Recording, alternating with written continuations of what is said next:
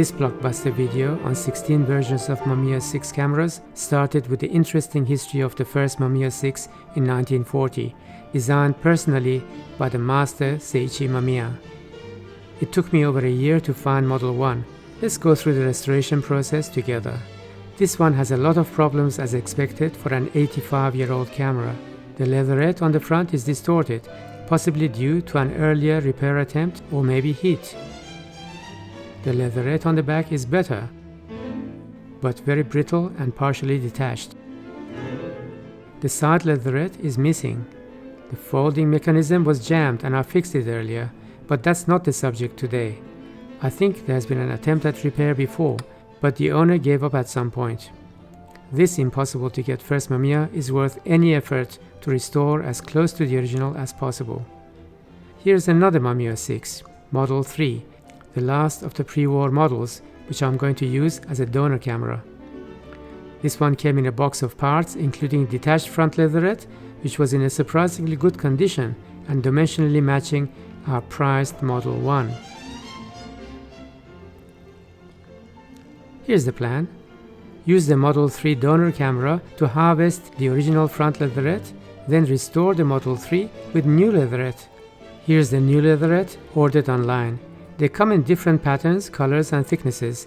This one had a pattern that is not identical but very close to the original one. Someone was offering a pre-cut leatherette for Mamiya SIX, but it turned out to be for a later post-war model, so I'll use it for future repairs. Before I use the original front leatherette, I need to copy the shape on new leatherette to later restore the Mamiya donor camera. To mark it, I use a very sharp white color pencil. Then I cut with a very sharp but stiff scalpel, the kind you get from art shops.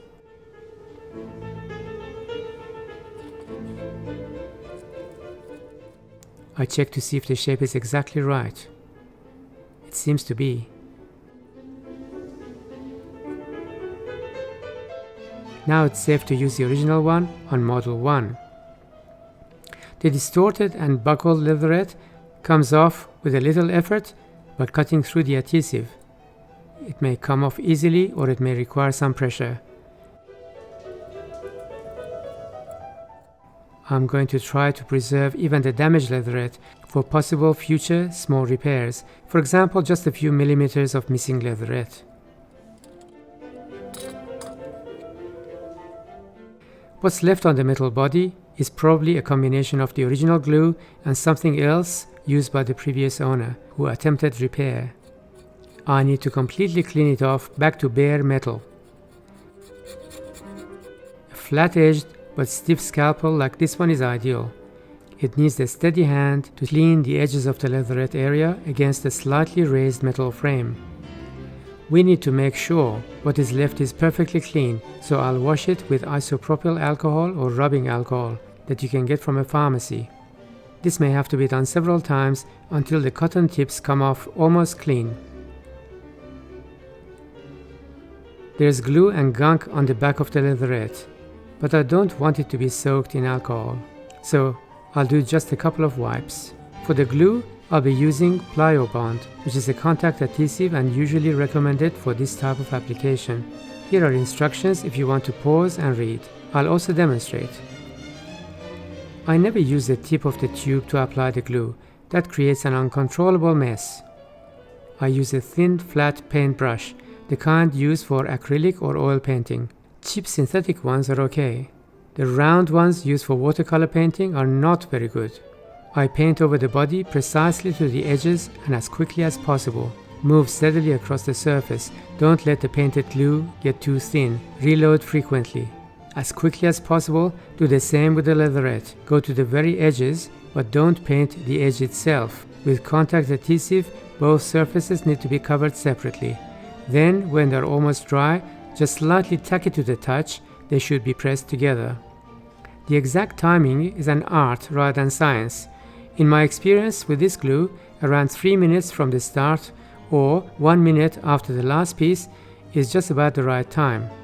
This means 1 minute to cover each piece plus 1 minute to wait. With most contact adhesives, they bond instantly so strongly that adjusting the pieces is almost impossible. But with Plyobond, a little last-minute adjustment seems to be possible before you press the pieces firmly together. Keep pressing down any parts which may try to bounce up.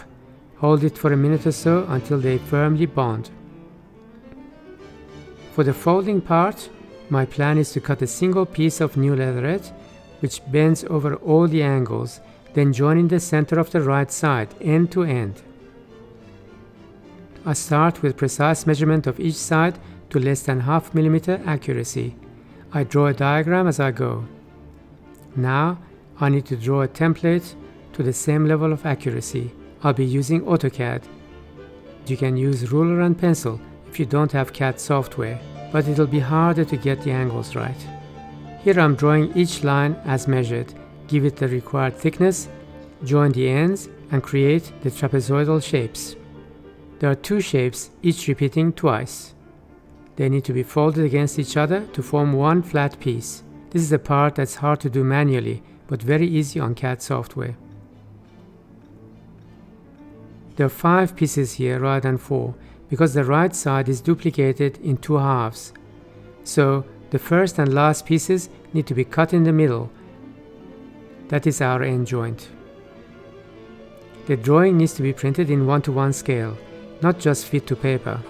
CAD software has print settings just for this. Now I cut the paper template roughly, including a hole in the middle. I use masking tape to locate it on the new leatherette. I cut with a sharp, stiff scalpel blade. The new leatherette comes with self-adhesive, which is very convenient. Remove the backing partially and start aligning one edge. I fold the shape around all the edges and press to stick. I progressively remove the backing and continue until the ends meet on the right hand side. Pretty good result, I think. Now for the back.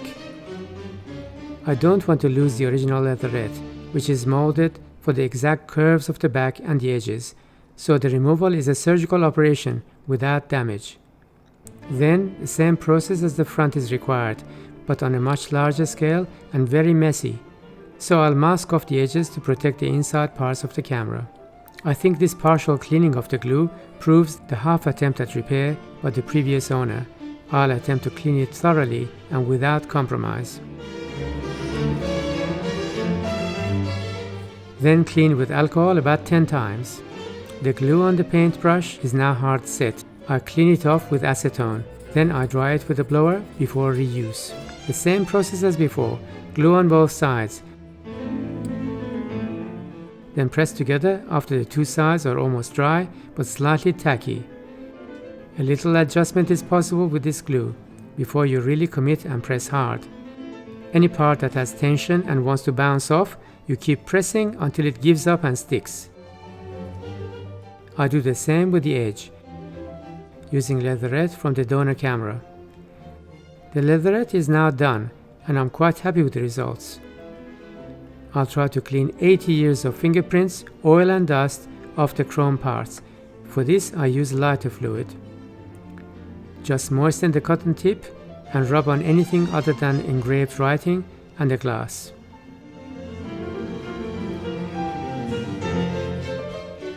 To give leatherette that new factory finish look, I use self-shining shoe polish, not wax. This type, after drying, is safe to touch and also rejuvenates the old leatherette. But test before use. Some of them are not exactly black. They may be very dark purple or even dark brown.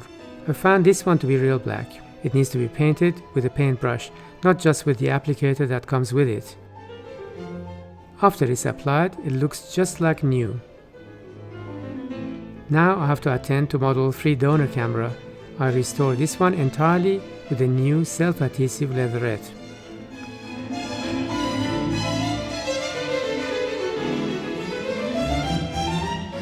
Okay, back to the original priced Model 1.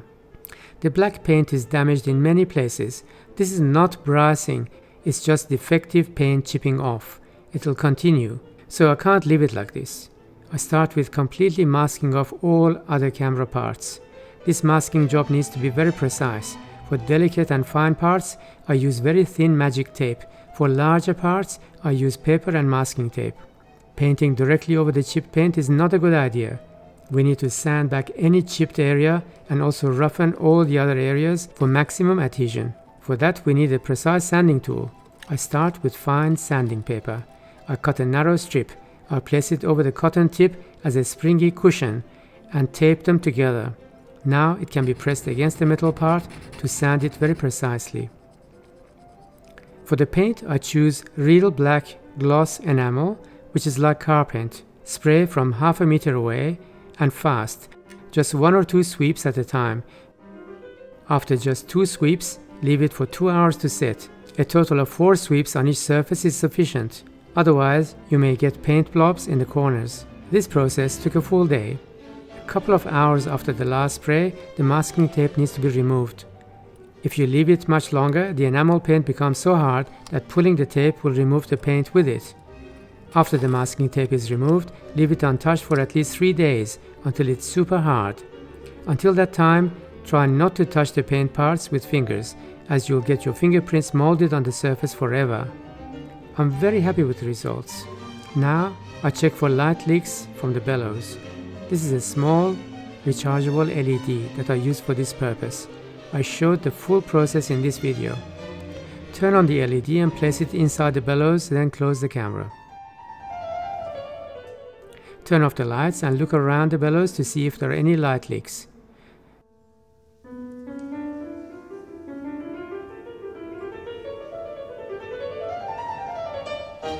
There seems to be just one tiny light leak here. Use the safety pin and liquid tape technique that I demonstrated in this video to fix it from inside in just a few minutes. Finally, I want to clean the front and rear lenses. This one just screws off, which is very convenient. That's not always the case though.